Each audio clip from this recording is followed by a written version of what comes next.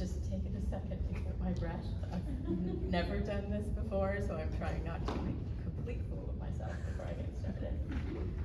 I would like to say, can you hear me?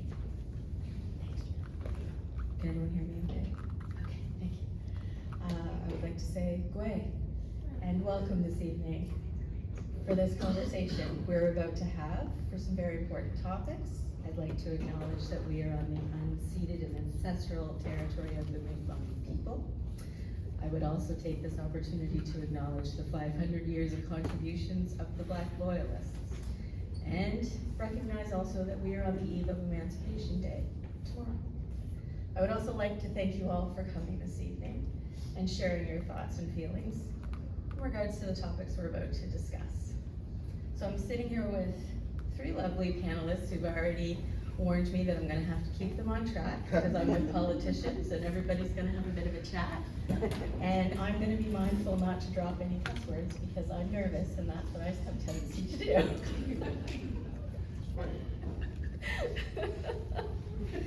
So, to begin the conversation, we have a series of questions just to open up discussion and to allow the conversation to flow, for everybody to have an opportunity to share your thoughts and feelings about what we're going to be discussing, and to give our panelists an opportunity to respond. I'm going to try and keep myself and everyone else on time. So our first question for the panel, and I'm just going to pass the mic along, is what do you think about diversity and inclusion in Nova Scotia's political institutions right now?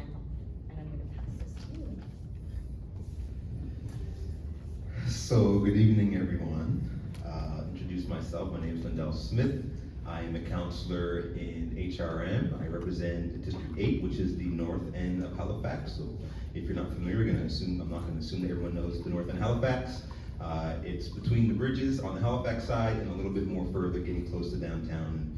My area also includes the Commons and Quimpool Road and West End, but I just say the north end just to make it simple.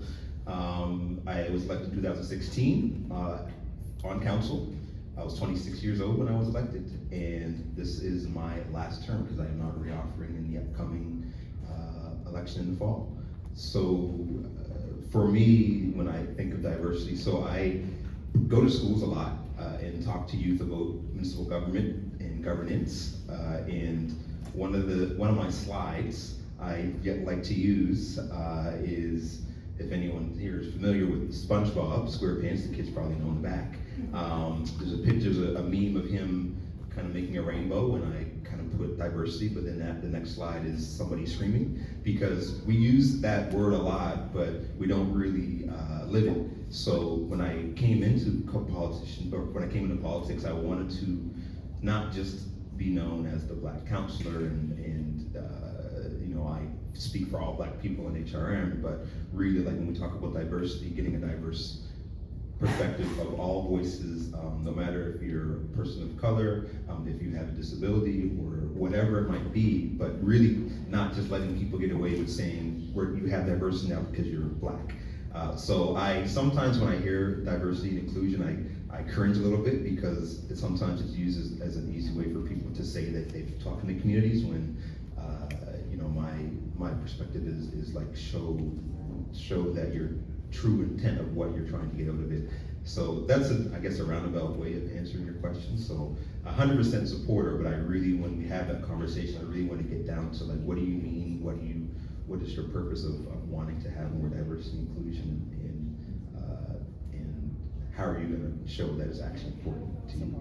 Yeah, and like more clarity. So yeah, that's me, and that's my answer to that question.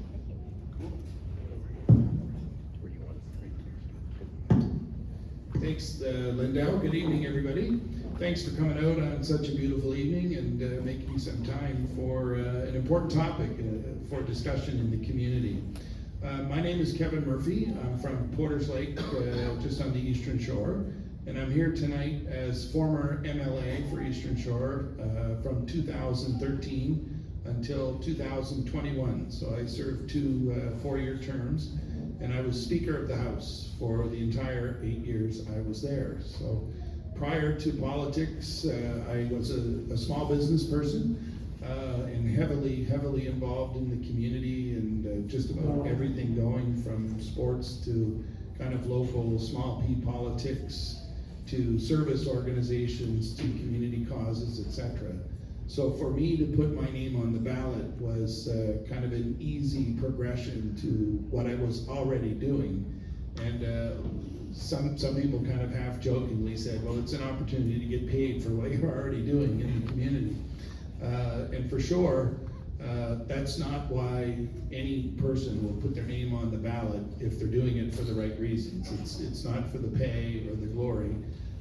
It's to represent the things that you think your community wants to have happen in terms of change or new things to come along.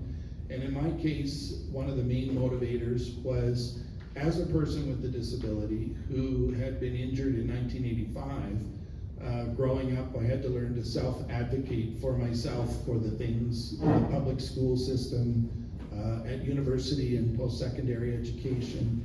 And I kind of learned to speak up, if you will, for the things that I needed as a person with a mobility disability.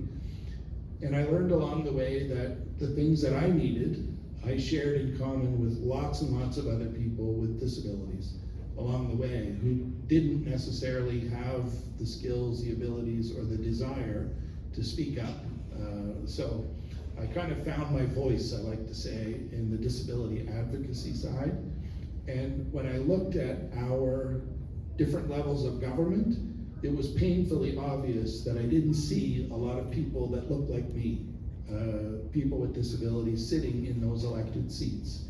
And I always said, right from a very early age, as a teenager going through school, through university, and becoming an active member of my community, that until a real live person with a disability, in my case, gets to sit in those elected seats, we'll continue to make very small, kind of almost token policy changes and incremental progress. But until that first voice representing the demographic that was of my interest is there to help influence and contribute to that policy making and that decision making, that's when we'll see a sea change. So in my case, when I put my name on the ballot, part of the conditions for our leader, Stephen McNeil at the time, was at the end of our first term, we will have a Nova Scotia Disability Act that will level the playing field for people with disabilities in our province. So we got that act passed in 2017. We were the third province in Canada to do it. And the federal government modeled its Canada Accessibility Act after our act in Nova Scotia. And I've kind of graduated now post-provincial politics to the federal government, so I still have my finger in that pie. So I think the goal of any democratically, freely elected government is to be representative of the people that it's elected to serve. So that means people of color, people of different genders, people of different orientations, people with disabilities. And in Nova Scotia, we have the highest per capita rate of persons with disabilities in North America. 37% of our population has at least one significant disability. 64% of our population is either people with disabilities themselves, or they have an immediate family member with at least one significant disability. So the moral of the story is, good disability policy at every level of government is good for almost every single citizen of your community, of your town, of your province, of your country. Hi everybody, my name is June Granger and I'm a councillor for the municipality of County of Kings, and my district is beautiful District 1, up in Blomidon and all along the shore, down through Canning and Port Williams. As far as diversity, could you repeat the question again? Kind of, these guys got me off topic. Oh no, it's all good. What do you think about diversity and inclusion in Nova Scotia's political institutions right now? Right on. Okay. I think it's getting better because it has to. There's only about 30,000 people, black people in Nova Scotia. Our population just bumped up over 1 million. So that means about 3% of the population is black. So that means not that many black people are going to be in politics because there's not that many of us. So, especially women as well. I think it's getting better mainly because it has to. The door's been kicked open. People are seeing what's going on. And I never thought I would get elected, first of all. I'm not from here, and I'm a brown woman. So I just wanted to mix it up. It was during the pandemic, it was a white boy network, and I thought, I'm just gonna throw my name in there and see what happens. And I won. What? So that means it was time. And it was a readiness that came with me coming in there. So there was a lot of expectation, not only from myself, but from the people in my district, and also from the black community. I probably met about half of them, maybe. And like Lindell, I won't be running again. I found out what I needed to find out, and I'm good. Politics is not 9 to 5, especially municipal. People know where you live, they know what car you drive, and they will stop you in the frozen pea section at Sobeys and tell you everything that's wrong with the county. So you almost can't get away from it, and that makes it a little bit difficult, where you have to make the on-off switch. You have to know how to adjust yourself. Because other people, boundaries have, I think, since 2016, and you and I were talking about this earlier, with the election in the States, that door got kicked open for people to be disrespectful, mean, and rude. And unfortunately, you know, we are Canadian and we are very nice, but they are our neighbors and we see it all. And we do emulate some of that. So, with Nova Scotia politics in general, I think the average age of politicians needs to come down.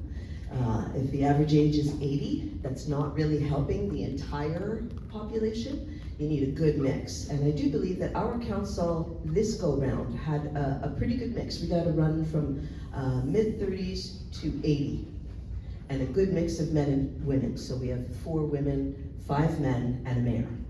And that was a first as well. I don't think there's ever been 4 women on council, and 4 feisty ones too, which is so fun. So I think the way it's going to go is we're getting more and more people from somewhere else, and they expect certain things. They probably wouldn't put up with an all anything cast. You know, not all white, not all black, not all men, not all women. And I do believe there's value in a really good mix. Male, female, people you know, identifying differently, black, white, Asian, Indigenous, disability. There is a spot for everyone. There just was never one available before. And there is now. So I think that's the difference.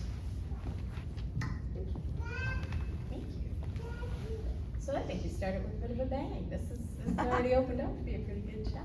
So we're going to move on to question number 2 in regards to policy and advocacy.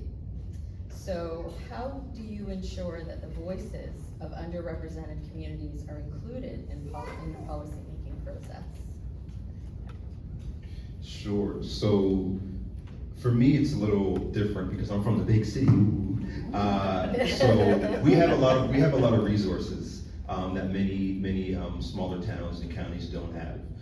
So I'm very fortunate that within HRM, when I got elected, I asked for us to do a few things. One of them was for us to create a social policy framework, so which means that we would look at the bigger issue, not just what's cheaper, but like how does it affect people, and create that into policy and with our procurement, with our budget, with our land use policies. There's now a social lens that's included in that, which means reaching out to communities depending on what type of project it is and where it's being impacted, they'll reach out to the necessary folks. But the other piece of it too, for me, of how to bring communities in. So myself, growing up in the North End, growing up on Gaza Street, but my family's from the Preston Township, North Preston and East Preston. I knew that for generations, those communities just were never represented in government and never had an opportunity to be part of decision making. So really just working with our staff in all departments to just make sure that when we are doing things, we're really bringing the community along. And that means doing a lot of legwork. And even though I don't represent those areas, those are my people, that's my family, my grandfather, my aunts, my uncles. I insert myself, and it does become very difficult and tiring when you have to do that work. But it's important because without that, decisions will be made for communities and not with them. So that's been very important to me. But the other side of it too is when you do take on those issues, and then when you are somebody of a diverse background, no matter what it is, you then become the go-to person. So that's also difficult of like when policies do come to shape, you want to be involved in it, but everything doesn't need to always come to you. So, sadly, I became like the Black issue counselor, where, I would always get reached out to, and I would take it with grace because I want to make sure it happens, but then you would get tired because you are now the person that's taking on. So it's important because policy is what creates that longevity, but also when you're kind of doing it on your own, it gets tiring. We were talking about that earlier, you just get tired. So that's definitely it. I think it's important, and I can talk about other initiatives, but really it's if there's anyone here who's thinking about running or is elected, it's really making sure that you put yourself into those processes, especially when it comes to policy, because that is what shapes and makes how your counties, cities, townships, wherever you're at, how they operate.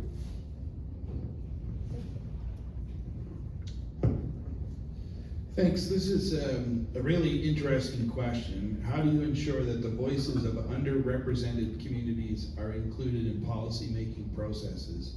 Well, we've all kind of touched on that a little bit in terms of the importance of the concept of nothing without us. So if you want to stay home and complain about a decision that's been made or a policy that affects you or a loved one or a neighbor or your neighborhood, complaining is one thing, but trying to be part of the solution is another thing. I don't know how many times, especially in my 7th and 8th year, kind of the old crusty politician in me kind of said in my own head, listen, my friend, if you have all the answers, put your name on the ballot. It's not that hard to do it. Like, get involved. So if you feel that you have something to contribute in a public way, there are ways to do it. And I always encourage people that when good ideas came through the door of my MLA office, or a genuine issue that there was a solution for, there are proper channels to go through and things can change. There are ways to change and influence policy if you do it the right way. Calling into the local radio station to complain is not one of those ways. But I would encourage any of you, or if you know of anybody that's considering putting their name on a ballot or getting involved to support a person who's considering putting their name on a ballot, because all of us can speak, you can't do it alone. It's basically a family commitment. And that should be no secret, because it is a 24/7 commitment, and it does take a team. It takes that commitment from your family, it takes people to support you, whether it's throughout the campaign or people that you can bounce your ideas off of and get some advice. So you build your own little network. But when it comes specifically to persons with disabilities, this is a demographic that sadly in our country and globally has not really been considered as equals. over the decades. It's only in the last 10, 20-ish years that the demographic of people with disabilities is beginning to find its political voice. So I was, for instance, not the first person with a visible physical disability to be elected to the Nova Scotia legislature, but I was the first speaker to be elected to the Nova Scotia legislature, the oldest legislature in the Commonwealth outside of England itself. So think about that for a minute. And I was the only speaker in the entire Commonwealth with a physical disability. So that in of itself shows us how much farther we need to go. When I looked in my 8 years, up and down, up to the federal government, down to, not up and down, but you know what I mean, to the different levels of government, there was only a handful of people who self-identified as having a significant disability in those elected seats. So as I mentioned, Nova Scotia has 37%. That means if it's not you, it's somebody in your family or your close circle of friends that has that one or more significant disabilities. So when you think about all the policy decisions, whether it's how that sidewalk gets rebuilt, how this building gets constructed, how a policy that goes into the school system that makes sure learning is an inclusive opportunity. These kinds of things affect everybody, and we need those voices. We need those diverse voices to sit around the decision-making table to ensure that our perspectives get heard. So one of the things that I tried to do when I had that opportunity was to encourage my party, the Liberal Party of Nova Scotia, to look at the community, the demographic of people with disabilities. Go find more Kevin Murphys, because they're out there. There are people who have the skills and abilities, who want to get involved, but maybe just need a little bit of support to do that. And it's not, unfortunately, the habit of any major political party to look into that particular demographic for good, viable candidates. So if you know of anybody in your community who's a viable candidate and has the skills and ability, the energy, and the drive to do it, whether at this point they're a person who falls in the diversity and inclusion category, or just a good candidate, period. Because we all know we need good people to consider putting their name on the ballot. If we want good decisions to be made on our behalf, we need good, capable people to step up and be leaders in our community. Well said. I think the municipality of County of Kings has really made some broad changes and additions to it since 2020. We have a diversity committee with the County of Kings, and I notice almost half of the diversity committee is here, which is awesome, and that says a lot. They never had, I don't believe they had one before. They may have had one, but I don't think it was doing the work that we're doing right now, which is a strategy of belonging. And that means a community of communities where all people belong. And that really, we have people that are councillors from other towns, so Wolfville, Kentville, and Berwick, I do believe.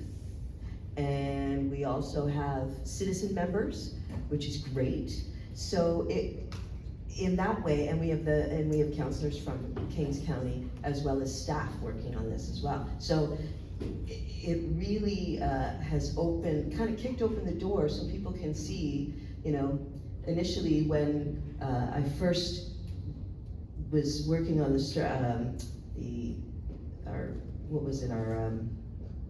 our strategy for the next 4 years. We were all sitting in a room, all the newly appointed councillors, and somebody was saying, we've got to make people in our municipality be more diverse. And I'm thinking to myself, as I looked around the room, I kind of said, well, hold up. I'm the only brown one in this room. In fact, I'm the only brown one in this building. So before we tell everybody else to be all diverse, maybe we have to get there first.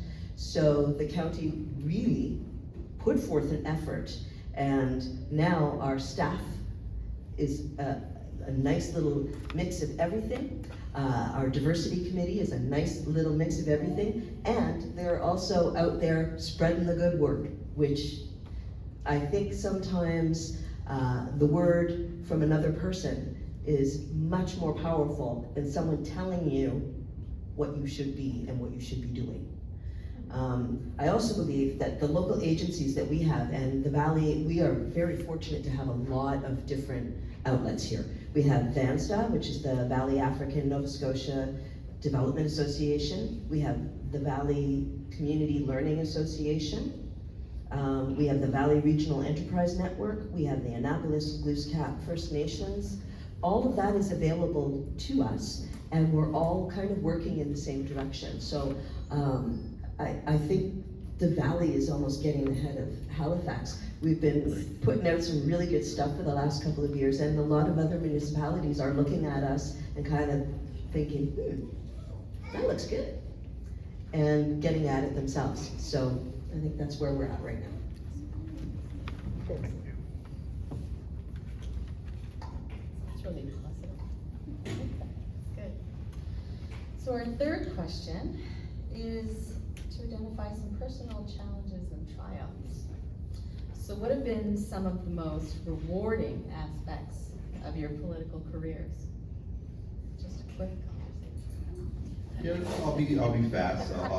Rewarding is just being able to represent the community that I grew up in. That itself creates challenges, but that to me has been for me the most fulfilling aspect.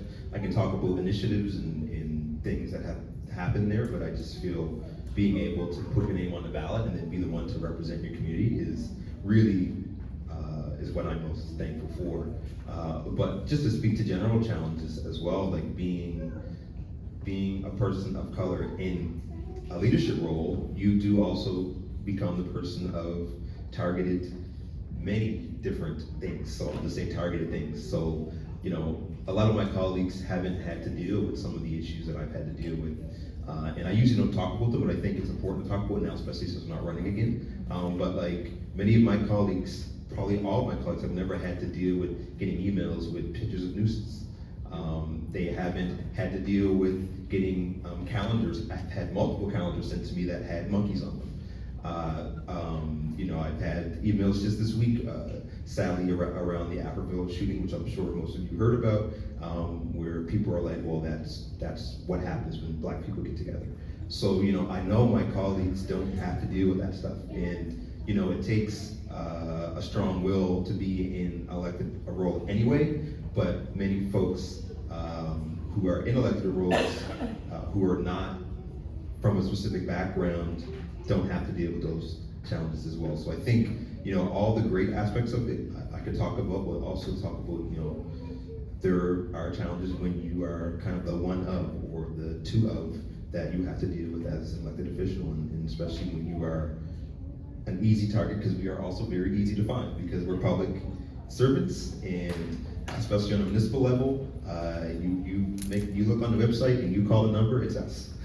It's our phone number, and we don't have office staff. It's you know, we're the ones, and you know, I know for Kevin, you've always been someone who takes the stuff on directly too, so you understand if people reach out to you, you're talking to them as well. So it's pretty difficult in that sense, but at the same time, it's rewarding because the other side of it is you get to be a support for your community. So yeah, just wanted to make sure I spoke to the other side of it as well. Thanks.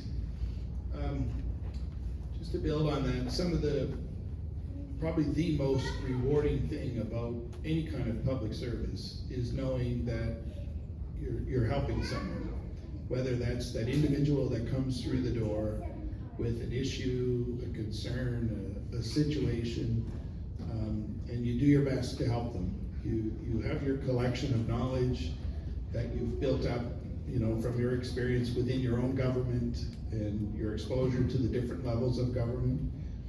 And you have to realize that in our case, as Lindell said, municipal councillors rarely have staff per se. They rarely have an office, so they're flying by the seat of their pants a lot. And in the case of an MLA, you have an office in the community. So you are the door to government, and people rarely distinguish between the different levels of government. It is the government. And in a sense, that's true. We often hear there's one taxpayer, and that's me. So that is true. But when people come through the MLA's door, chances are they're probably not coming to say, gee, you're doing a great job. They're coming because they have an issue, they have a concern, they have a suggestion. But in many, many, many cases, they're coming because this is the absolute last resort they have to come and lay their life on your desk in front of you with not just one, not just two, but in many, many cases, multiple factors that have contributed to whatever's inspired them to come through your door. So you have to do your best to try to sort that out. And when you can sort it out, and in some cases you can, and in some cases you can't, that is one of the most rewarding things, to be able to help that individual get the information and make a good decision for themselves. On a grander or a kind of a broader scale, to be able to bring things into your community, resources from all three levels of government, to show examples of big projects that everybody has to cooperate on and the community has to lead, things like schools and road work and community infrastructure and the kind of the non-sexy stuff like water and sewer and that kind of infrastructure, the things we all count on as homeowners, as residents. We expect there to be a level of service, but a lot of people don't realize how complicated it is behind the scenes to deliver that service, or to make sure that school is up and running and functional and welcoming to everybody. So those kinds of things are rewarding on a bigger scale. And I've often said they don't call it political science for nothing. So in the case of councillors, in cases of MLAs or members of parliament, you're one of many, many, many people knocking on the door of government as a representative for your community, saying, we need money for school, we need money to pave these roads, we need money to build a new sports facility. And you have to out-politic your peers, because there is only one taxpayer and there's only so much money to go around. So that's where you have to be a skilled communicator, a skilled negotiator, and a skilled collaborator to make things happen. Some of the challenges we've already touched on. Politics is very different today than it was in 2012 when I decided to put my name on the ballot. There has been a sea change in the modern era of politics. Make no mistake, Mr. Trump has changed that for everybody. Today, the truth doesn't matter. It's not about your policy idea or your vision, it's about you personally. And if somebody who's running against you isn't interested in having that policy dialogue or that conversation, that debate about what you or your government is trying to do, then it's very, very, very difficult to get anything done. So that's a challenge, and that's a reality. I don't know if we'll ever get back to politics of yesteryear where people could sit down and have a conversation and not necessarily agree, but shake hands at the end of it and agree that this is the best thing for our community or for that policy. And as I mentioned earlier, the challenge around attracting good people to politics.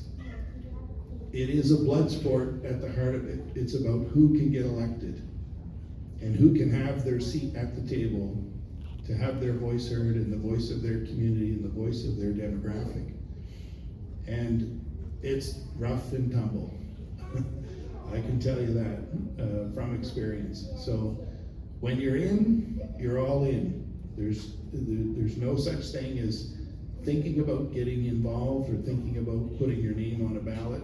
You either have to do it, or you've got to find another way to try to get involved in the system to influence the policy or the change or to bring that new piece that you're looking for. So those are some of the challenges. I think for me, one of the great things was I never saw this coming. I never thought I would be involved in politics ever, because I just didn't feel like a political person. And I really didn't think that I would win in the area that I was in. I just wanted to mix it up a bit. The other great part is that I get to work with a lot of kids. That's awesome. The energy, the imagination, the creativity of them, the questions that they ask, super interesting, way better than any adult questions I've had. Because they're honest and they have no filter about what they're really asking you. So, and they want a good answer. And I don't blame them. So working with kids, that was the best part. Like you, Kevin, I really liked being involved in something because there's 9 councillors and a mayor. I liked being involved in that team. And I have to say, this council was very respectful with one another.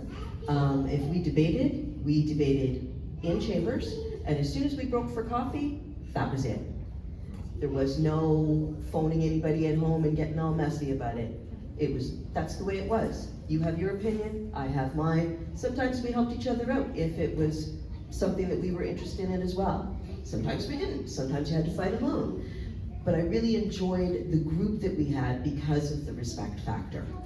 Some of the downfalls, like Lindell said, I've received phone calls where, wow, I'm shocked that somebody in 2024 would call and with an unknown name, and I don't think any of my other colleagues have had to face this, but they called and made sure that I knew that I was a nigger prostitute that should be hung from a tree. And because it was an unknown number, I couldn't even call the cops. So that's part of the challenges. It reminded me, because I was all living in my fantasy land of this is so great, and I can't believe I got elected, and blah, blah, blah, and then boom, that would happen. And it wasn't with regularity, but I gotta say, I don't think any of my other fellow councillors have ever had to deal with something like that. And it ruffled me, but you know, like I said earlier, I'm a little bit feisty, so that made me understand that that is still out there. It's not gone. It might be hiding, might not be right out in plain sight, but it's not gone. So there's work to do with the diversity committee in that. And to me, that's strength and power. When I can look at it and say, you know, that says way more about that guy than it does about me, and carry on and still do the work, and even if that person came to me with a problem, still help them. And that's part of a challenge as well. People that want to be in your face, yelling at you and calling you things, you still have to help them. It's your job. So you can do it one way or the other. You can do it kicking and screaming, or you can do it and say, all right, I'm bigger than that, and go forward.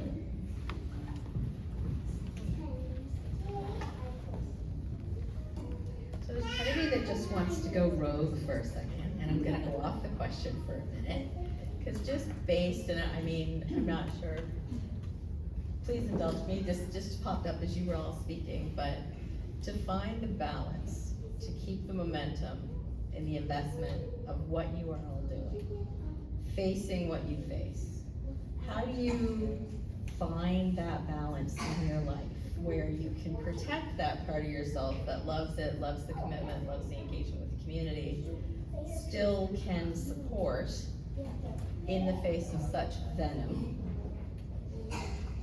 And how would you communicate that with anybody that was even remotely interested in doing that? Because it's like, this is, you know, you could be ambushed in the frozen food section at the grocery store. That happens to a lot of us. It's like that, okay, that could happen. But it could be along the same line of, this is the venom that's gonna get thrown all over you because of a decision or a conversation or policy changes or what have you.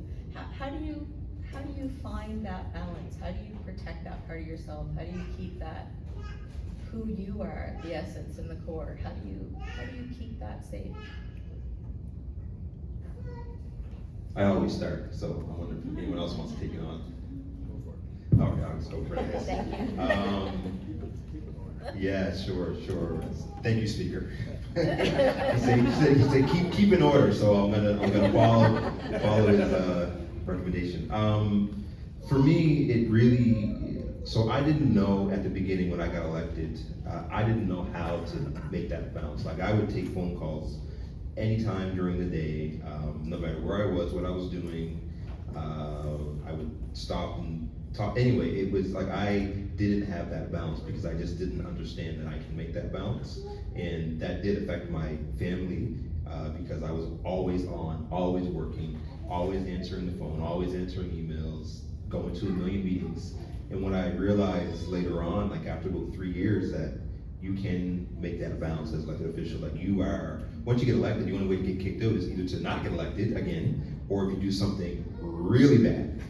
And the way that our rules work now, like, you have to do something really bad, because even if you do something bad, quotation, there's still nothing that can be kicked out of your council or as an MLA or whatever it is as an elected official. So you can make that boundary for what works for you. And if people don't like it, either they'll tell you at the next election, or they'll realize, like, hey, actually that's great that you're prioritizing your family. And for me, what I did was I made sure I didn't take phone calls late at night unless there's like some kind of a major incident happening. And I was also very clear on when events would come or something, I would just tell people no. So, and then people would just realize, like, okay, he's not gonna do that because this is during this time or whatnot. So it's just creating the boundary. It's tough because people expect you to be there for everything. So yeah, that's really protecting my energy, protecting the people around me, which is difficult. It's not an easy thing, so I'm not saying it as you can flick a switch, but it's really understanding what affects you. And like, for example, during 2020, I stopped using social media. Like, I used to be on there and posting and around, and I just said, you know what, my mental health is being affected, so I just stopped using it, like cold turkey, and people were upset. But now I have people say, oh, I see why you did that, because it's a cesspool. So yeah, it's really just, for me, it's just making that boundary. Yeah, I think that's really at the heart of it. A wise, much older politician who had many years experience told me when I first got started is, you have to learn how to say no very quickly to all the invites, all the phone calls. So you do set the boundaries. And of course, when you first get in, you're full of vim and vigor, and you want to change the world. And you quickly realize that it can be literally 24/7.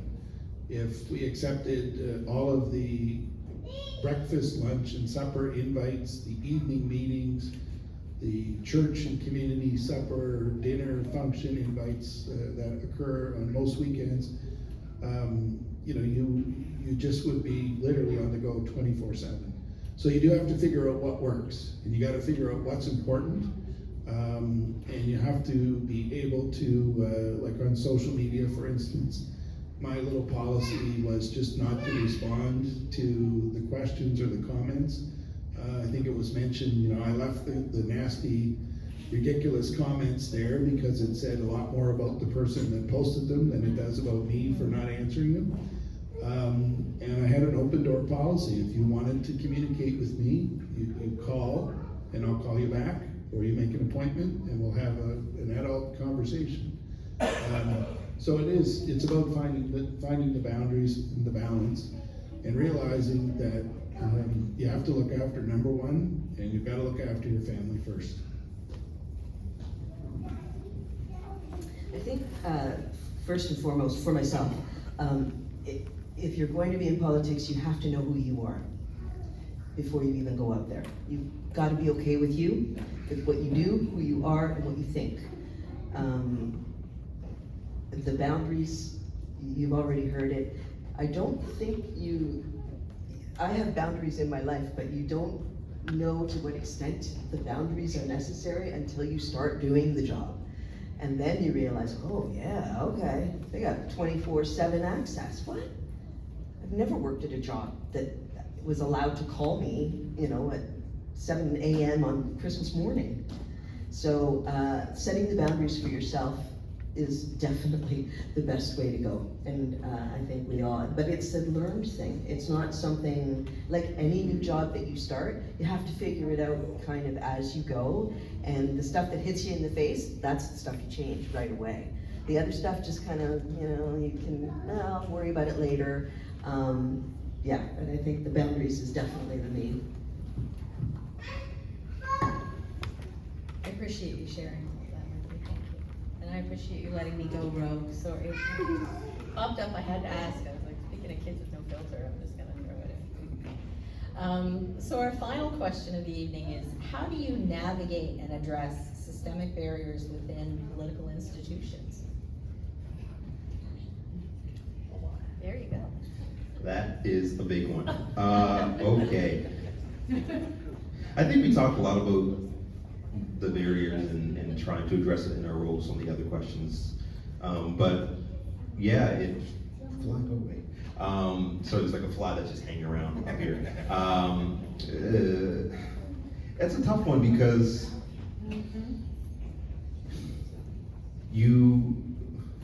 there's two answers to that. So I'll just answer directly. So one is, as I mentioned earlier, is just being involved with what that issue is. So for example, even being in City Hall, many of the folks that I know, I grew up with, family members, community members, have never been in City Hall. So that alone is a barrier. So that's where our council meetings are, our committee meetings are, our Board of Police Commission meeting used to be down there. At City Hall, we now moved it to Dartmouth.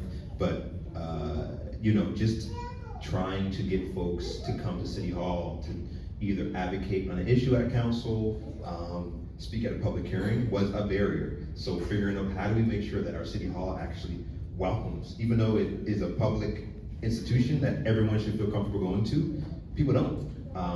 It's almost like for some folks walking into a police station, they just think they don't belong there. So, it's just trying to figure out ways that we are, open to the public, we are breaking down barriers, we are going to communities. So to answer directly, one of the things that I really worked hard on doing is when we were doing initiatives or asking questions, we would go to the people. And that meant sometimes booking spaces that we never used before. And luckily now, since being elected, we use spaces that the city's never been in. And sometimes the spaces are not the pretty spaces, but it's the one that everyone goes to.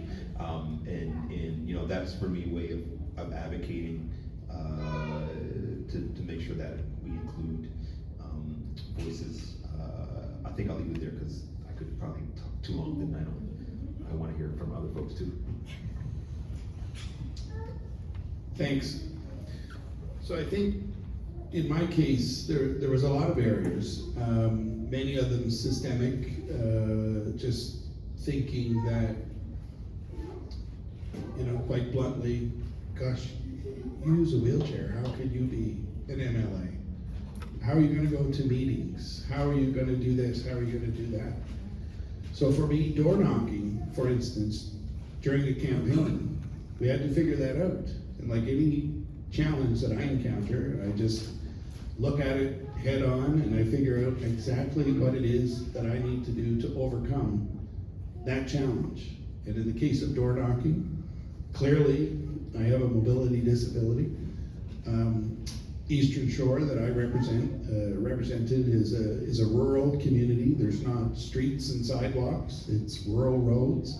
It's houses that are, in many cases, quite far apart. So even if I was on my feet, campaigning in a rural area, door knocking in particular, is a challenge.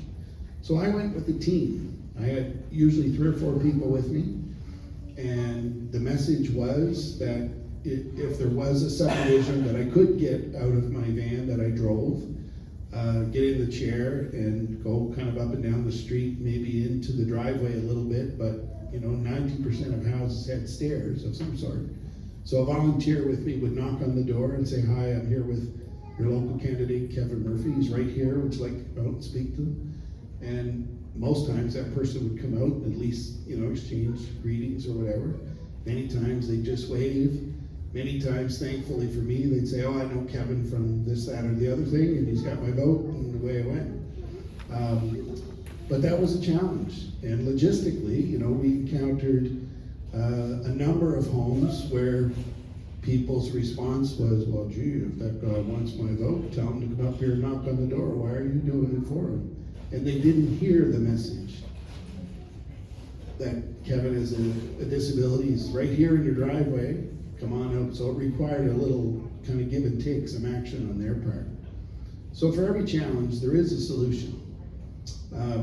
When I ran in 2013, there was a candidate in Dartmouth who was a deaf person, and he had to have an interpreter with him. So just imagine the solution that was used there was a sign language interpreter who had it wasn't an iPad at the time, but it was an electronic gizmo that translated for him, and he was able to read the conversation. So that doesn't mean he wasn't going to be an excellent representative. And in fact, this person was hugely qualified and went on to do some great things internationally in politics. So there are challenges. For me in my chair, when I was elected speaker, the first thing was the speaker's dais, they call it. The speaker's chair is elevated in the legislature. So, oh my gosh, the legislature is the oldest legislative building in the Commonwealth. We can't put a ramp on there. We can't disturb it. Well, if you want me to be speaker, we're going to disturb it. We have to put a ramp there. So the ramp is there. The first legislature, as far as I know, in the world to have a ramp to the speaker's dais. And I'm not the speaker anymore, but the ramp is still there. So that means something in terms of symbolism, that anybody can do it.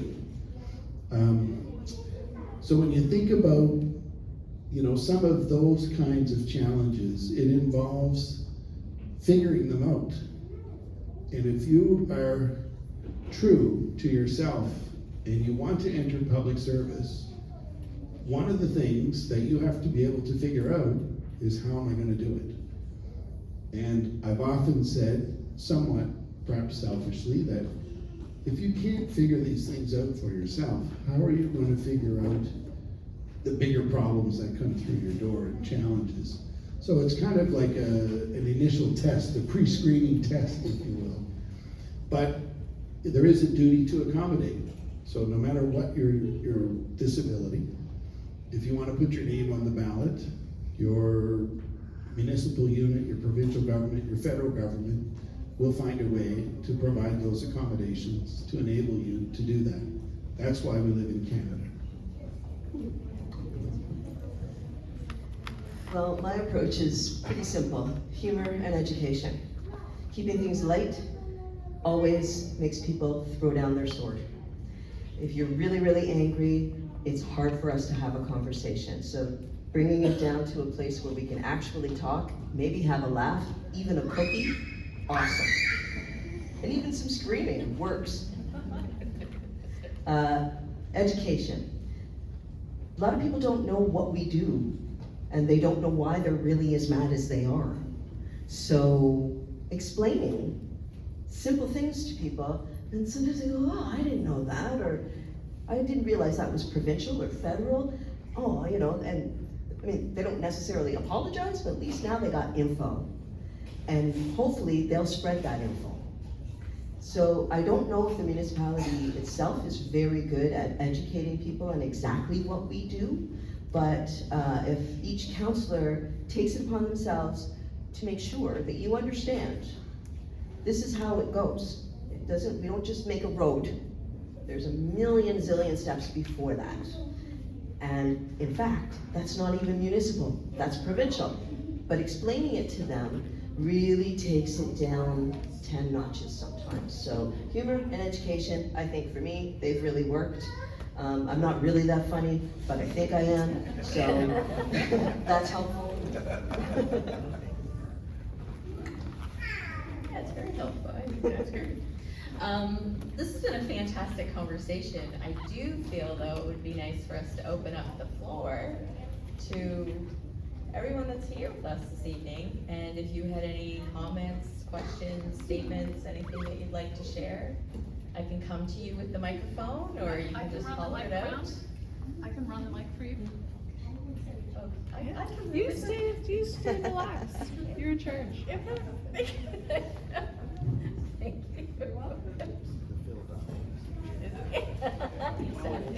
Exactly. Hi everyone, and thank you for being here this evening. My name is Una Proudfoot. My pronouns are she, her. I am a settler, cisgender, born and raised in Newfoundland, and have done some time on council. I'm not currently on council. And my question for you is to chat with us a little bit about allyship. So I just shared a little bit about myself, and certainly have lived experience in terms of one of my demographics. And First Voice has become very important to me over the last, we'll say 10 to 15 years, and I'm still very much learning.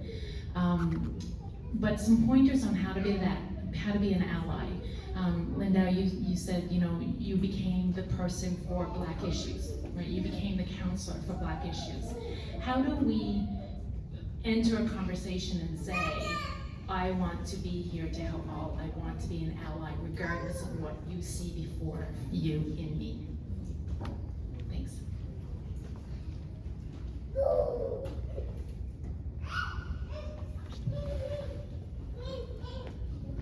My best and favorite ally is here tonight, Lexi. She is also a counselor for the Municipality of the County of Kings, and we are on the diversity committee together. She's the president, I'm the vice. And allyship is super important because you don't necessarily have to understand everything. You just have to stand beside the person. That's it, a lot of the time. It doesn't have to be this big, complicated thing. If you don't understand, ask. If there's something that you don't get, ask. And Lexi and I have had some very frank, wonderful conversations, and I've always felt that she's had my back, I've had hers. So I don't know if that answers your question, but allyship is super important and you have to seek it out. I don't think a lot of times it's going to come to you. We found each other, and once we found each other, then we were able to work something out. That's a great question, and I mentioned earlier political science. So when there is an issue or concern that comes, I always thought that there's a pretty good chance that this issue or concern has already been raised somewhere along the line. So use the resources that are available to you, reach out to your colleagues, your elected colleagues, reach into staff, reach into the history books, and reach into community. Because there's nothing like creating support for an issue or a concern or a solution that's validated by the community. So if there's something you're trying to advance through the political waters, through the bureaucratic waters, having that community support behind you there to validate what it is that you're trying to advance makes a huge difference. Yeah, I don't have much to add other than really just showing up and being intentional with that. And what I mean by that is allyship can just be being there as a quiet support in your, with your energy. Because a lot of times, people say allyship and the only thing they want to do is write a post online or say BLM and think that's it. But actually going to a protest, actually going to an event, even if it's just a community barbecue, just showing up. Because I can guarantee you 99% of the time, no matter what the community is, you'll be welcomed, because it's acknowledged when folks that are not of, like, for example, like if you're showing up to an event that's for the African Nova Scotia community, and someone who's not African Nova Scotia shows up, you are welcomed. And people will say, what do you want? They'll give you a plate, they'll introduce you to people, because it's just part of like acknowledging that you're here and we're gonna welcome you and you're not gonna be an other. And people will sometimes get afraid to take that step of being in what might seem an uncomfortable situation. So just really showing up is enough for people to be like, oh yeah, they're in my corner. And you know, that's a true ally, is just being intentional with your energy and your time.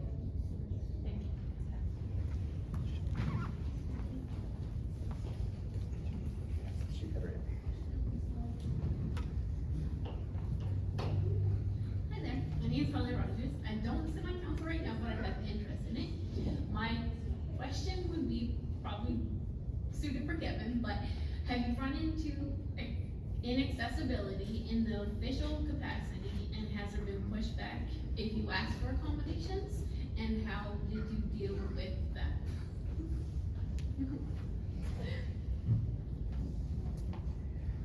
So I'm gonna go quickly, but I'm gonna let Kevin take most of it. So my recent understanding of getting some pushback, but having to get accommodations. So I have the first council baby. So I have a young guy. He's now 1 year old, and he's the first, which is insane to say, but the first born council baby in our history. So just having, I know it's kind of funny when you think about it. He needs to get like a poster in City Hall somewhere. But part of a barrier was there was no change tables in the men's bathrooms. Even in our chamber, because there's no daycare in many places. So I'd have to bring him to council, I'd have to bring him to meetings, and I'd have to bring his stroller so he could go to sleep. And there was not enough space for his stroller, which kind of, reminded me, like, if there's not enough space for his stroller, what about someone who has a wheelchair? So, it made me think of the barriers, and there was some pushback, because it's like, oh, we didn't think that anyone would ever be elected and have a baby and need a change table, especially in the men's bathroom. So, I learned that even because I've never really thought about those aspects as an able-bodied person, that yeah, there are other aspects that are barriers, and I learned that very well as a new parent who's elected. So that's my recent experience in trying to advocate for those changes and getting some pushback.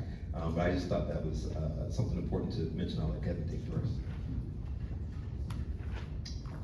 Yeah, thanks for the question. And as I touched on earlier with the renovations, the installation of the ramp to the speaker's dais is kind of the most visible example. But that brought access, other accessibility issues to the forefront. You have to get in the building first, you gotta be able to park, you've gotta be able to use the washroom while you're there. Another example in our legislature in Halifax, again, the oldest one in North America, to your point that you mentioned earlier, it wasn't until 2014, this is hard to believe, that there was a female washroom in the legislature. 2014. You speak to an old boys club, and that's intimidating, that in of itself. So, I mentioned that along the way, along my journey into becoming a person with a disability, I found my voice. So I was, at that point, quite used to speaking up for the things that I needed. That goes back, to my days going to my high school. I graduated from junior high on my feet, and I went to high school in grade 10 as a wheelchair user. So there wasn't a washroom. There wasn't, I couldn't get in the front door of my own high school. I couldn't use the washroom. So you had to speak up. And, I'm just a little student in grade 10 talking to the superintendent of schools, or whatever the title was. Gee, it's an awful long day. I'd really like to be able to pee. And it took most of the first year to get these changes done. That was then, this is now. And we've come a long way. but you know, I can almost guarantee that you will encounter barriers in the physical infrastructure that's out there, because many of our government buildings are old institutions. They've been around for a long, long time, and if there hasn't been a person with those needs come along before, there's a pretty good chance that you may be the first. But that's not always a bad thing, because what you will be doing, the trail that you will be blazing, will be there for the next person who wants to do it. So my advice is to speak up along the way, and don't be shy about it. And if you need any help, give me a shout.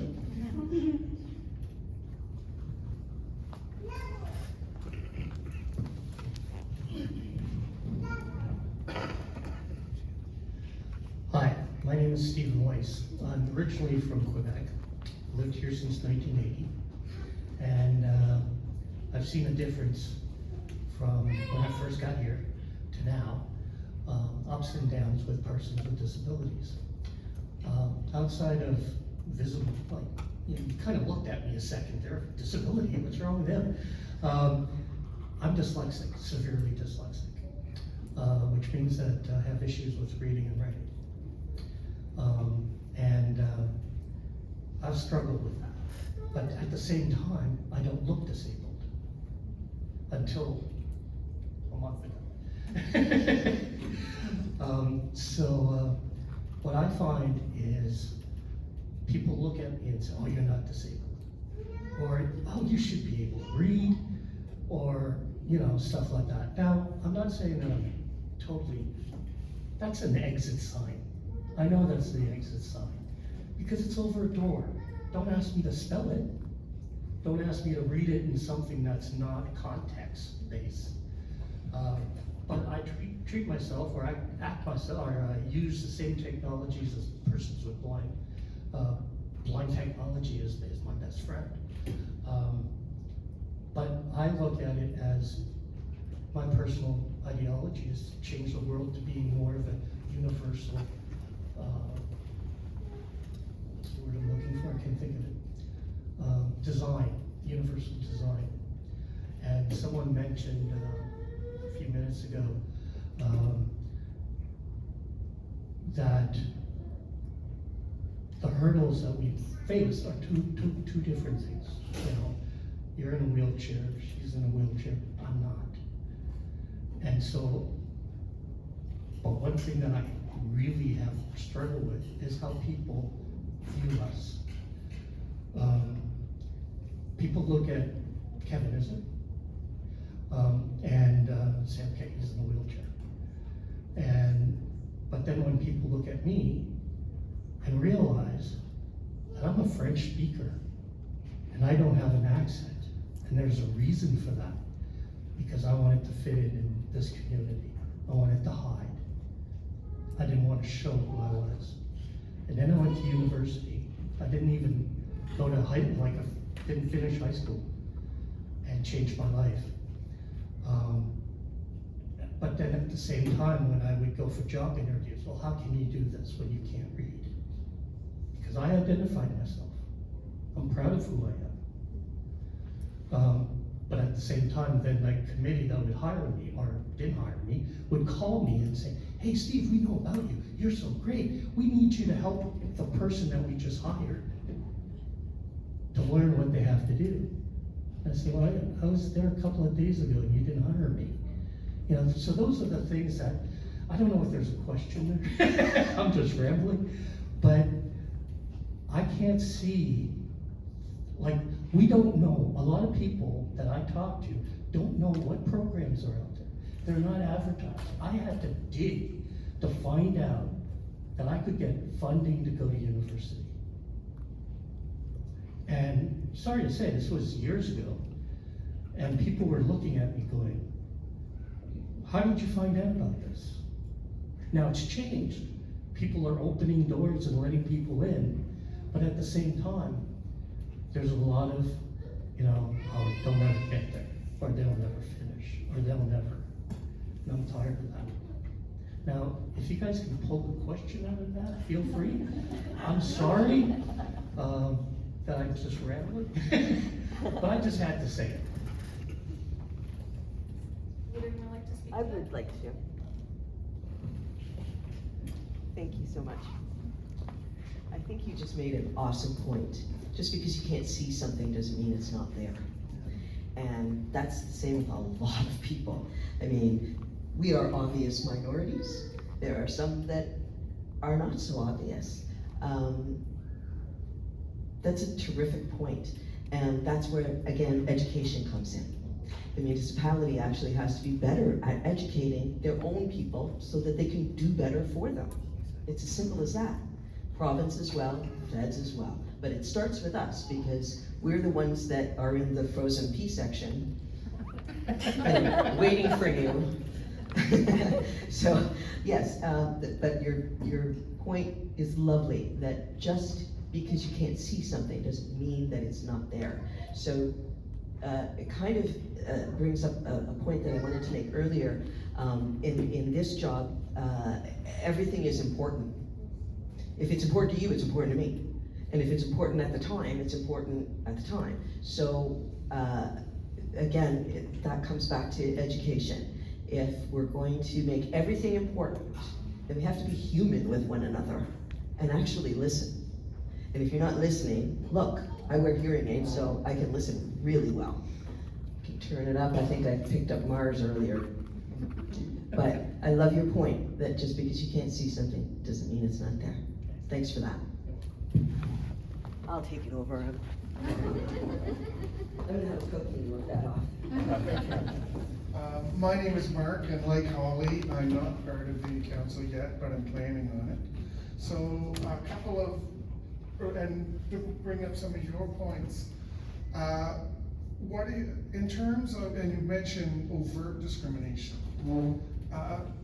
what are, I mean, I'm a member of the LGBT community, so that's not something everybody's gonna know. So how dealing with that some of that non-overt discrimination, the subtle discrimination, because I've experienced it as a lawyer and as someone who used to work at the Nova Scotia legislature. And so kind of that kind of stuff. And the other part of it is, how do you deal, you've all touched on it, dealing with people seeing you as that voice.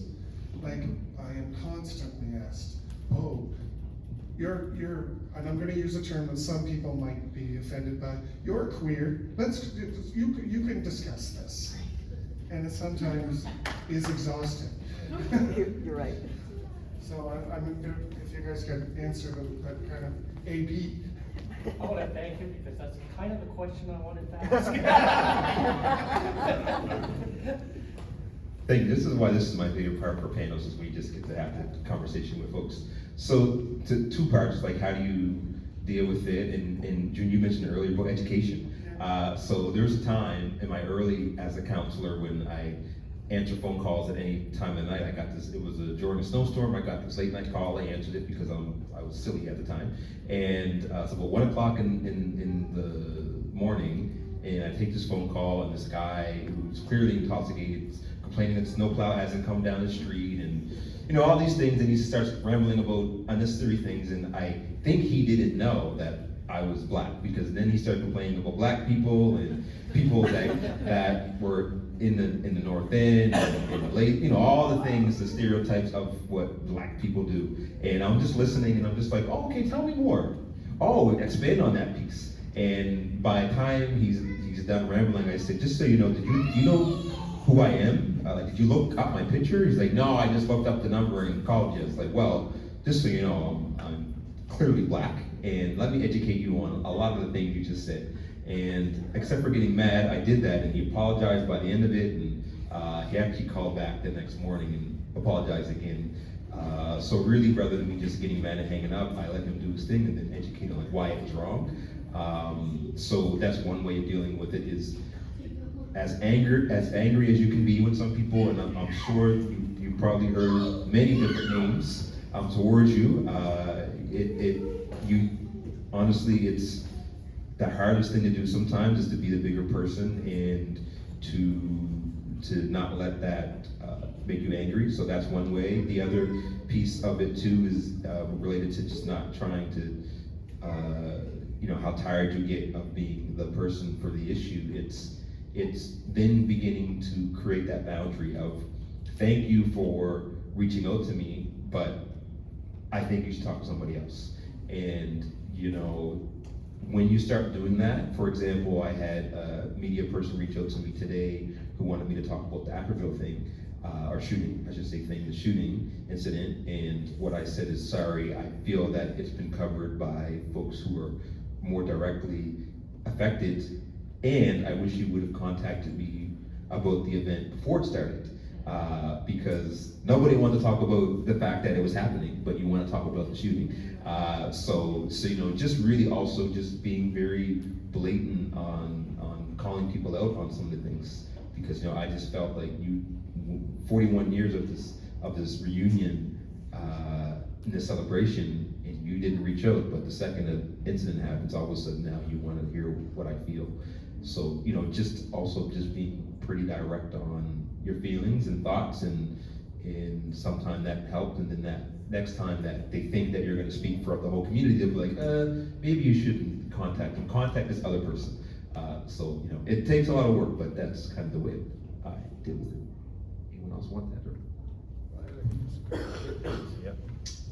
Thanks for sharing, both of you.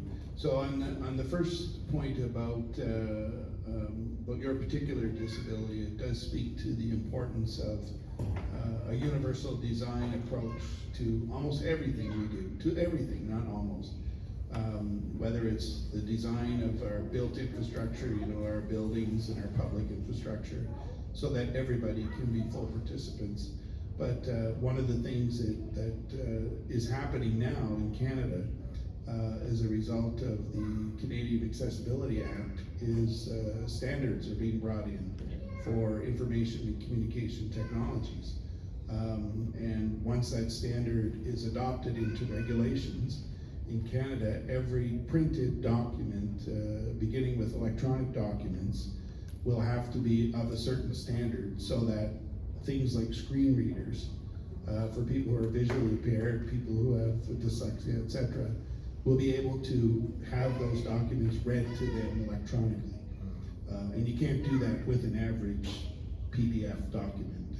It will require some time and effort, but that's where we're going. That's where we hope to get.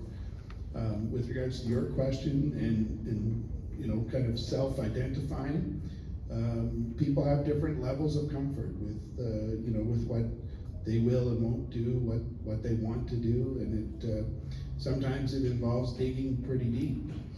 It's been mentioned, you become that person because you're potentially the only one sitting around that decision-making table that comes from that background. So in a way, there is a bit of an onus on you to be that voice, to try to connect that issue with the solution or the resources or guide it, but also just to simply say to your colleagues, this needs to be a whole of council approach, needs to be a whole of government approach. Just because it is kind of coming from this particular background, it does affect more than just this demographic, and we all need to buy into that and take ownership of it and be part of the solution. So, good question. So I would say only reveal what you want to reveal. I guess the way my question was interpreted was not really what I was kind of getting at. It was more trying to get at how, because I don't have a problem with self-identifying, no problem whatsoever. It's how you dealt with some of that hidden discrimination because of being that close. Like a microaggression. Like a microaggression. A microaggression, those are fun. Well, how do you handle them in your everyday life?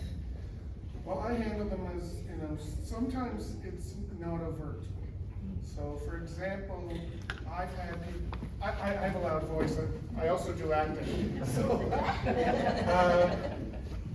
you sometimes get it as, they don't want you to be your lawyer when they find out you're LGBT. And that's come around. Or they'll naturally assume, because they do family law, well, you guys really don't have families. So those kind of things. And so there's that microaggression that you sometimes see. And even when your clients don't know that you're LGBT and they make comments that are homophobic, and you kind of have to say, look. So it's that microaggression is what I was more getting at. Right. I get it. And I have dealt with those. And again, I think it's as much as you want to deal with it. I mean, if you want to say something, say something. If you don't, is it off again? I think the battery died. The battery's done. So we have to use our. I'll fix it. I think it's dead. Okay. That was a great question. But I think it's a personal thing. Don't you guys agree? I think it's more of a personal, it's what you feel comfortable with. If you feel it's a microaggression and you don't want to deal with it, don't. Does that help? I would come back to I would almost use it as a personal motivator to one person at a time. And I'm gonna change that person's viewpoint, their attitude, or at least I'm gonna give them the information that hopefully they'll see it from a different perspective.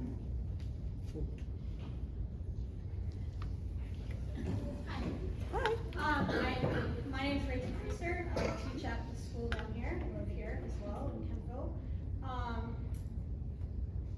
There's so many things you've all said tonight that I wish you could come back tomorrow because I have so many things that I'd like to ask. But basically, I think my question is, so you talk about reaching out to people while you're developing policy. Well, we're about to have an election in our town. And really, I think, and people are going to run, we're hoping many more diverse candidates, which as a teacher, I'm sick of words like diverse and inclusive. And even equity is getting hard to say, which we desperately need. We need actions and we need funding. When we talk about school and what you're talking about with hidden disabilities, you can make as many policies as you want about inclusion, but if you're not going to fund it properly with actual human resources, we will never solve this problem. And it's not the way that we have to start thinking on all levels of government is that are people disabled or is the world disabling? Because I think that is a different way of thinking as we set policy, and disability justice is where we should all begin, no matter what, because intersectionality is everywhere. So my point is, as the candidates get set in our town or provincially as that election gets called, what do we do as a community to get out to our community, whether it's for us gays or whatever, where do we go, how do we do it, how do we get people together to get the vote out, to make the most diverse council or the most diverse House legislature, and make it the people's house again. That would be really important, I think. And so I'm wondering if you have any advice. I think, I had mentioned earlier about the importance of talking to your community, your demographic, for instance. Within there has to be a potential candidate there. There has to be people that will put their hand up and volunteer to support a candidate who aligns with your values or your visions. Get involved. And don't be afraid to, now is the time. So if there's a common community voice, whether it's through an established group or organization. Put out a candidate questionnaire, host a town hall like this.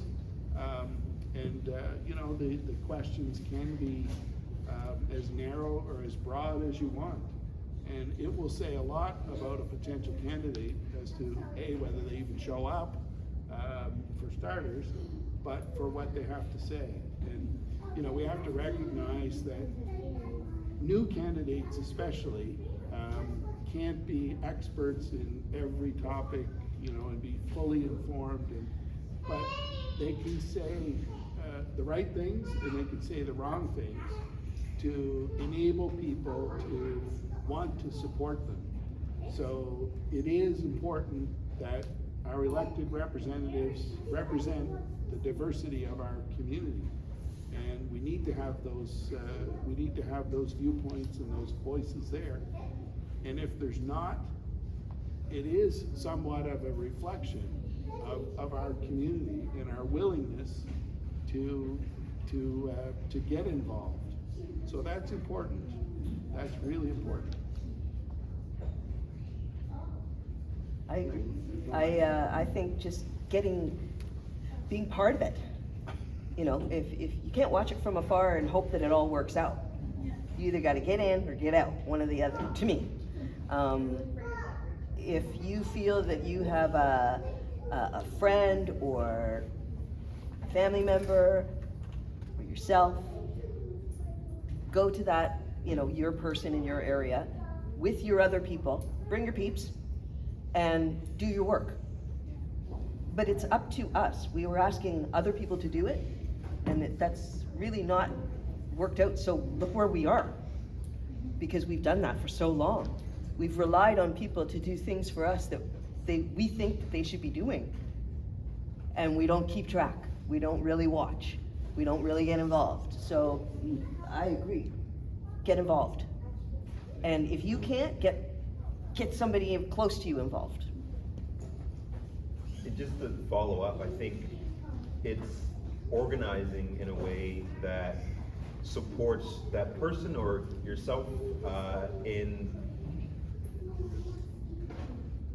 for example, just to give like a direct example, like if there's a specific issue, say that wherever you're living is looking at building a new community center, and they don't want to make it universal access with things, you know, doors, bathrooms, et cetera, et cetera.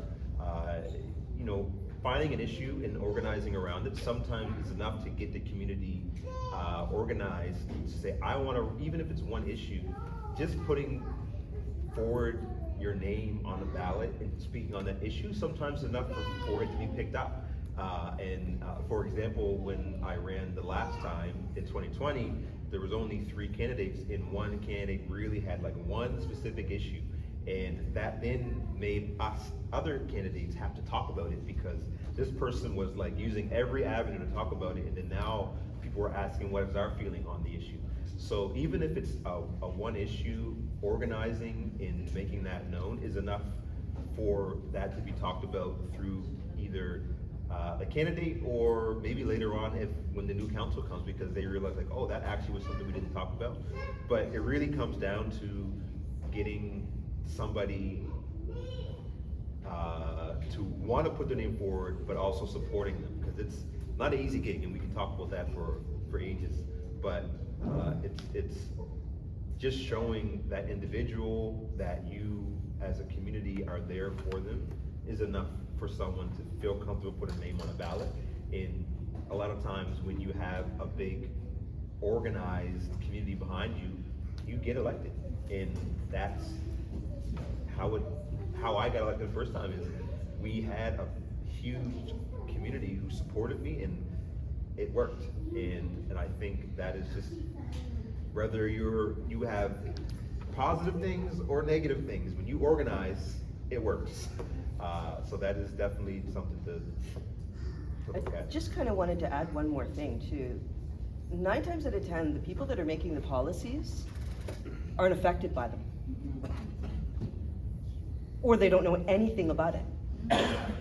You know, you've got people in Ottawa talking about what fishermen should be doing, but they've never been on a boat, ever. So making sure that you're part of the solution is, I feel, the best way to move things forward. If you have something that's near and dear to you and you really want to see it happen, you've got to get out there and do it. Come to council. There's ways, every council, each town has a council and the municipality has a council. You can come and present some stuff and we got to listen. We have to, it's our job. So that could kick open the door for a whole other conversation as well. Just getting that, and it's videoed, so people will see it, and they can watch it, other people can forward it, yeah. But I think like the privilege that I have, just as a white person, as a settler, as an educated person, like that I feel like I could go to council and talk about something in front of council, and it wouldn't be too hard for me. It would be hard, but it would be too hard. I think, like, that's what I mean, like, how can we help, how can we get into the communities, like, that we know, and help people build first-person voice, like, encourage people and go with them, like, I like be an how you ally. described allyship, right, but, yeah, because I think that's really, when we talk about, like, old political times when people would have conversations, well, not everyone was in those conversations. I think that that's important to say, and now we want everyone to be in the conversation, so if we really want that, then we need to do the work, and those are the ideas I would really like to hear, those kind of building community ideas, I guess. My name's Christina Sappington. I'm stepping up. I'm running for District 8. Woo! Yep. I'm also half Korean. Sorry. So, You are. those little blonde-haired, blue-eyed little girls are mine because they took after their father. But my mom is Korean, and my eldest is 12 years old, and it was very important to me. I enrolled him in Korean class. And when that Korean class photo would come out, he was my blonde-haired, blue-eyed son in a sea of Koreans. And I would say that the way that we do allyship in our family is we crash a whole lot of parties. We went to drag story time, and my girls just loved that. And they had it all figured out, because at the end of drag story time, my daughter looked at me and goes, they weren't actually singing those songs. So if that corrupted them, that's what they got out of that experience. And we go to any sort of cultural festival that we can crash, whether it's Ramadan, whether it's the Indian food festival, and we just go to all of them, the multicultural, some potlucks, and we crash a whole lot of parties. And that's how I try to teach my children allyship, because I was raised in the Bible Belt of the US, and I guess I can kind of pass now, but when I was younger, my hair was much darker, and I had the Chinese, Japanese songs sang at me. And I was asked on a job interview whether I was Mexican or not, as if that's bad. Of course, they could have said, are you legally able to work? But no, they asked me if I was Mexican, and I said, no, sir, and I got the job. And then when they eventually met my mother, they looked at me and they said, well, she's not Mexican. I didn't lie. That was the question, right? And so I guess from my experience, I guess all I can say is that you do have a whole lot of weight on your shoulders as teachers. You know, I know that a lot of times the teachers are almost the only parental figures they have. You see our children more during the day while they're awake than I do. I get them nights and weekends. And so I thank you for that. And so I guess what I'm trying to provide is comfort that some of us parents are trying to be allies. I did take my son to a Black Lives Matter protest, and he held a sign that says, my friends' lives matter. So that's all I have to offer. My question that I came up with was, as I was filming my campaign video, my blonde-haired, blue-eyed husband said to me that on the first take, he said, you look kind of timid. And so I think that might make people think that you're not confident. And as a minority and as a woman, I find myself walking that thin line of coming across as confident without coming across as angry or aggressive. Yes, ma'am. And that's what I feel like as a minority and as a woman that I'm struggling with as I step into politics for the first time, is being able to look assertive and confident, which are traits that are very highly regarded amongst Caucasian men. But that is the fine line that I am having to struggle with, and if you can expand upon that, I would be grateful. Thank you. Can I answer that as a woman that's a visible minority? Just be you. Just do it. Know your stuff, always. Just be you. You don't have to be what they expect. Just be you. That's it. And you'll do it well, I'm sure. You just did. I don't think I have, that's really the best advice you can get. I'll tell the story on why I think it's good advice. And when I go to schools, and I'm more than happy to come down if you ever want me to come speak to a class. I never say no to schools because I think they're so important. Students are so important as well. But one of the stories I tell is the story of when I was running. I knocked on this guy's door, and he opens the door, and he, I do my whole spiel on why I'm running, and et cetera, and he looks at me up and down, doesn't say anything, and he just closes his door in my face. And I was like, oh, okay. And before I walk away, he opens the door again, and this time he has his son with him. He says to his son, look at this guy. He looks like a Snoop Dogg. I don't want you to be like him. He thinks he's gonna get elected.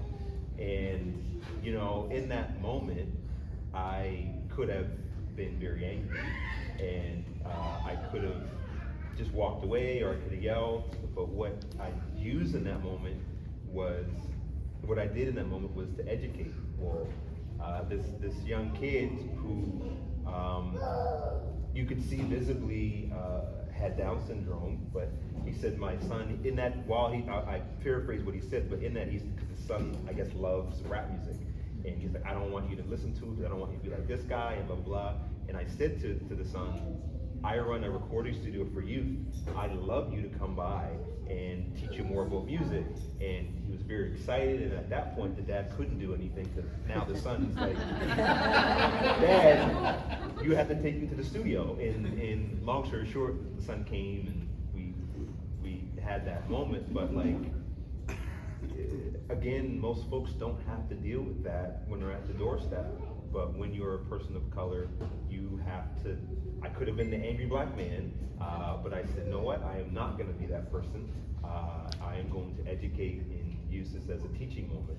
And yeah, it's just one of those things where you being yourself is the best advice. And myself is to educate and to be calm, and rather than changing who I was, I just was myself, and that worked. And even today, I still, when I leave my role in politics, I am gonna sleep comfortably at night knowing that I didn't do anything to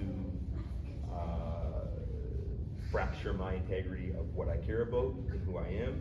And the decisions that I've made, a lot of them have been tough, but I know that I stuck to me, and that's the best advice is just be you. And either people will appreciate it or not, but it doesn't matter, because you're you, and that is the most important thing you can be. It's when you're done, people just know who you are.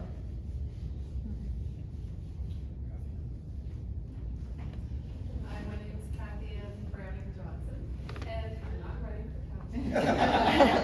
I'm also an educator for over 20 years now, but you speak about education, and I'm just wondering, I guess, I have a few questions, and a lot of things have come up, but it is important to have the conversations, and I think it's so important to be proactive and talk to young people when they're young and still curious and open.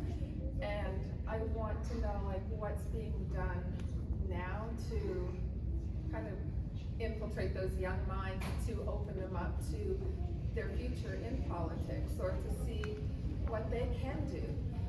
I want to be able to, like, not everybody's gonna go into the municipality office and have those conversations about all the great ideas they have. So how do we also come out to community or to the areas that we serve and to hear the voices, to hear the ideas of what we need to do to change? And I have another question too. Can we do one at a time, so we don't forget? I know, I have a lot. On that part, my advice to you would be, have your counselor, find out who your counselor is for your district, come to you. And I think it's Lexi. Well, Lexi and I share Gibson Woods, where I have half the street and she has the other half of the street. And I mean, not right in Kentville. But perhaps- But I teach in New Minus, so, but it's getting out to the communities, it's coming to schools. Yeah, if you don't, if you're not comfortable going to the mountain, bring the mountain to you. Yeah, I think that's. And ask your counselor to come and find out, or give them information on how to do that. Yeah. And I think that, you know, it was something that you spoke about, that universal design, and I think what I heard from that was being open to new ideas and saying, well, I may not have that, or the people I serve may not, but there's other people who do have, you know, these issues or this concern. So, and maybe that will be something that will be heard when people are out in the community. To give you some specific examples that has worked for me, so youth has always been something that I care about, and that's why I mentioned I love going to school, so a couple specific examples. So one thing that we used to do before the pandemic was have mock councils. So inviting schools, whether it's like a civil or civics class, whether it's a class that's doing things about government, like invite them to come to council and do a mock council meetings, like, you know? So like that's one thing to do. In our most clerks' office, like municipal clerks are governance nerds, so they would love to organize that. One of the things that our schools started to do, but it was for the carnival, so they didn't get there, but other schools are doing, the big club. Yeah. Which is kind of in the style, when I was young, we did Black Youth Parliament, so we'd go around to different Black communities. Shay, I don't know if you remember that. Oh, vaguely. So I remember those experiences, and I think that there's a lot that we did in the past to learn from it too, that we need to bring back. And I guess my other question too is, how do we, you know, we look around the council table and we don't see people who look like us. How do we make the change? Like, how does it happen without saying you have to put a seat there? And then you put a seat there and then you feel like you're there because you're a choker. I want to, if I can, I just want to weigh in on your first question, and I think there's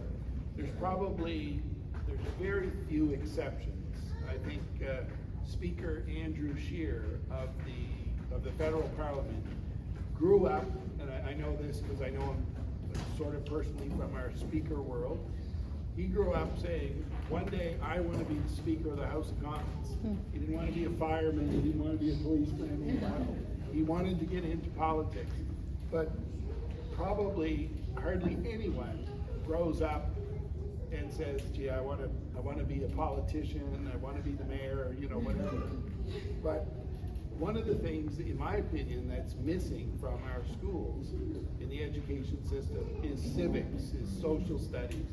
Those curriculums are there, but they're elected, and we depend on a teacher, it's my understanding anyway, to have a special interest, to want to bring that course to a particular school.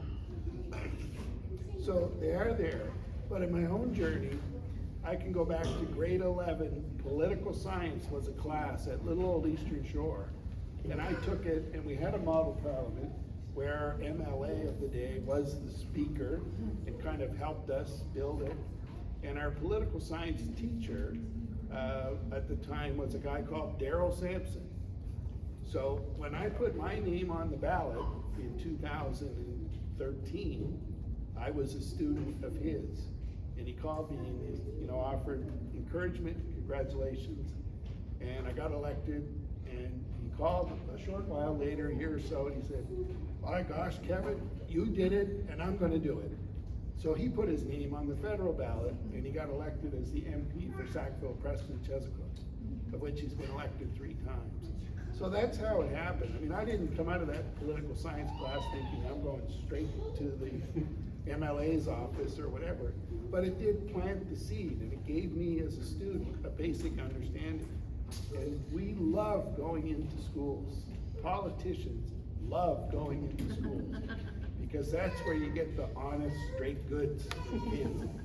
And one of the great exercises that we can use, like you think, well, why would a speaker go into an elementary school and speak to a bunch of grade 3 or 4 students?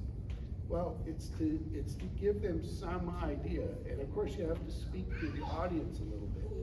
So one of the things I did to set the table, if you will, for how government works is I do a simple exercise. How many people like hot dogs for lunch? A bunch of hands would go up. How many people would like pizza for lunch? A bunch of hands would go up, we would count, and whoever won, we would say, there, that's how government works.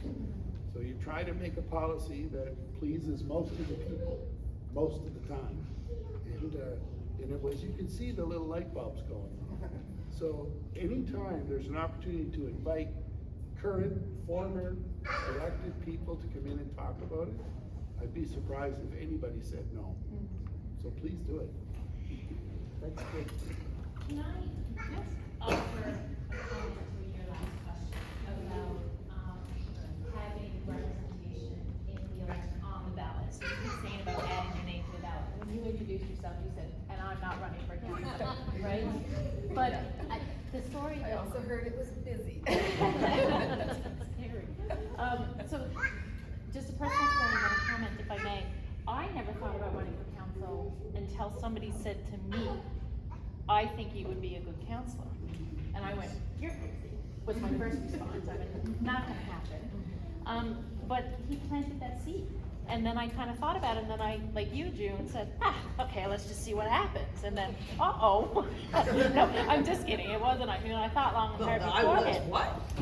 But to that point though, you put your name on a ballot, and then all of a sudden, and I don't know if you're the first black woman, I'm assuming you are, and you got elected. I know. So if you know someone in the black community, if you, Rachel, know somebody in the LGBTQ community who would be a good counselor, approach them and say, I have faith in you, why don't you think about running? And then all of a sudden, we're getting more names on ballots. What's that? Can we convince you? But that's all it took for me, was somebody planting a seed, and then I kind of went, oh. I think they're seeing it now. I mean, now that one has come, there's more. Yeah. And then, so I go to Girl Guides and I go to schools and stuff like that. I mean, the more exposure, and I will personally, anything that has to do with kids, like you said, I'm in. I'd rather go to that than any of the adult stuff. It's just so much more real. Can I make a small point? That someone once told me that women need to be asked 7 times on average to run for politics before they finally decide to say yes. Per So, child at home. I got 4 of them. So it's gonna take a lot of that. yes. I think there's 21 people in this room. Hey, Rachel, will you run? It takes us longer to say yes. 3 or 4. I didn't even do the math right, did I? I have a specific question about Kevin. You said that there's a new Standard. yeah, for persons with disabilities that can be voted on, right? My question is there funding for persons with disabilities to access equipment? Because right now, I'm trying to access, I'm a ham radio operator as well. I'm trying to access a decoder for Morse code, which you put your hand on it, you feel it. Part of my disability is processing sounds. So, you know, saying the vowels, they all sound the same to me. I'm sorry, all my life. The A-E-I-O-U is whatever you guys say after that, the sound of it, sounds the same, right? So I'm trying to get it, and people are saying, well, that's for persons with hearing impairment. So the short answer is Canada does not have a universal technical aids program. I wish we did, so that, you know, no matter what your disability related need, whether it's a wheelchair or a device that you're talking about, a screen reader, hearing aids, glasses, like all of these basic things. If you can't hear, you can't participate in a conversation. If you're not able to read, you're not able to be fully informed to make the decisions. So these are kind of, these are things that we're aspiring to. And in Nova Scotia specifically, you know, if you can attach your need to work or school, so you're either pursuing a job or you're pursuing higher education, there are funding streams that you could possibly get some of these things. But the funding is very limited, and you have to I think somebody mentioned earlier, you know, these programs are not well advertised, so you have to call your MLA or your counselor or your MP and get them to help. And God willing, you know, they know about it, but some don't. Yep. You know, some aren't advised or, you know, aren't aware of the disability issues, especially if you show up and say, oh, I need this hearing impaired device. Yep. Well, you're not hearing impaired.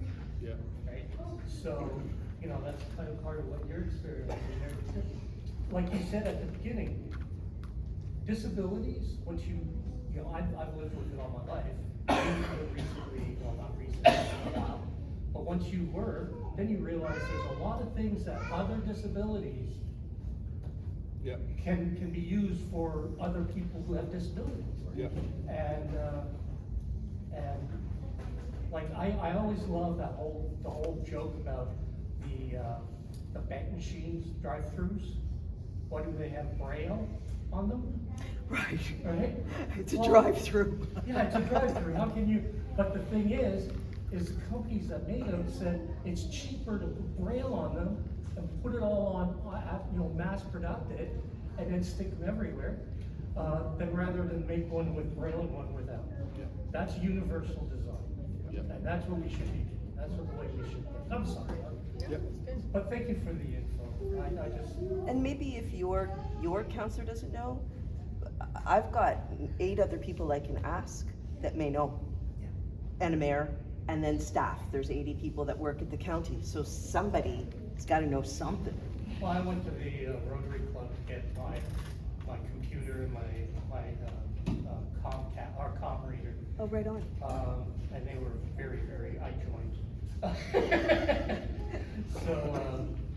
So you know, there's programs out there, but you know, it's hard for some people to go out, especially my age, to go out and say, you know, can I have something?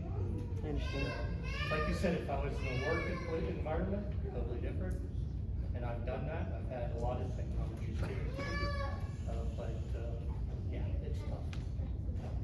Sorry. So I'm just gonna give everybody, we've got 10 more minutes for kind of this interactive, wonderful discussion that we're doing. So if there's any more questions or any more comments that anyone would like to share. If there isn't, I just wanted to say thank you so much for coming tonight. It's so great to see you caring about your community, because that's basically what it comes down to. You don't come out unless you care. So thanks for that. And vote. Vote, wherever you are, vote. Thank you very much, everybody, for the invitation, and I encourage, you know, if you're considering, or somebody you know, do everything you can to get involved, and don't be afraid to ask questions, particularly of somebody who's been there and done that. Peer support is a wonderful thing, and vote, vote, vote. That's the most important thing. Agree, thank you, and we got an election coming up, so you can't complain if you don't engage. So just make sure that you're paying attention, you're being engaged, you're looking at your candidates, you're paying attention to who your mayor candidate might be, your warden. So yeah, just make sure you're paying attention, because the election's coming up and people are gonna want your vote, and you should know why they want it. So yeah, thank you again for inviting me and us, and yeah, just thanks. It's been great.